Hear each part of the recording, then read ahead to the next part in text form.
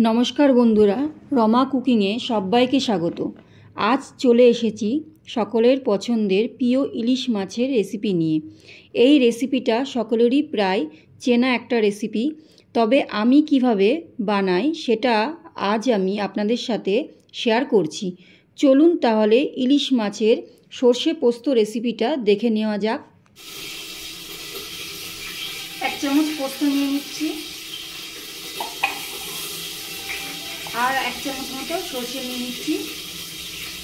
এই দুটোকে আমি ভালো করে বেটে নেব শিলনোড়ায়।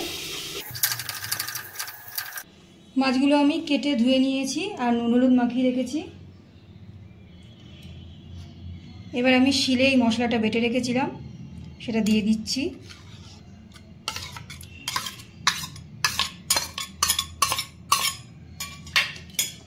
আর দিয়ে দিচ্ছি হলুদ, স্বাদ মতো নুন দিয়ে দিচ্ছি,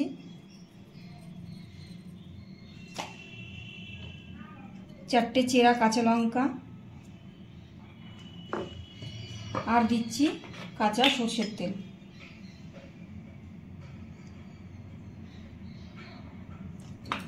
এবার হাত দিয়ে আমি ভালো করে এটাকে একটু মেখে নেব।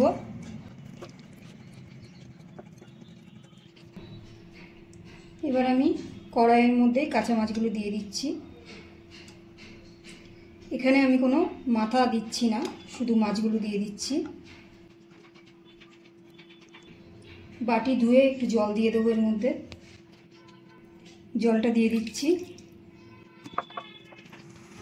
গ্যাসটা আমার এখন একটু জোরে দেওয়া আছে, কারণ এটা একটুখানি ফুটে গেলে আমি তারপরে এটাকে ঢেকে ঢেকে রান্না করব। এই যে আমার একটু ফুটতে শুরু হয়েছে। এবার আমি গ্যাসটাকে একদম লোতে রেখে একটা ঢাকনা দিয়ে ঢেকে দেব। ঢাকনাটা আমি তুলে নিচ্ছি। এবার দেখে নেব, একটু নাড়াচাড়া করে দেবো। এইভাবে নাড়বো না, কারণ খুন্তি দিলে ভেঙে যেতে পারে। এইভাবে কড়াইটা ঝাঁকিয়ে একটু নাড়িয়ে নেব। আবারও আমি একটু ঢাকা দিয়ে দিচ্ছি আর গ্যাসটা একদম লোতে রেখে দিতে হবে। ঢাকনাটা এবার তুলে নিচ্ছি। আমি আরেকটু নাড়িয়ে নিচ্ছি।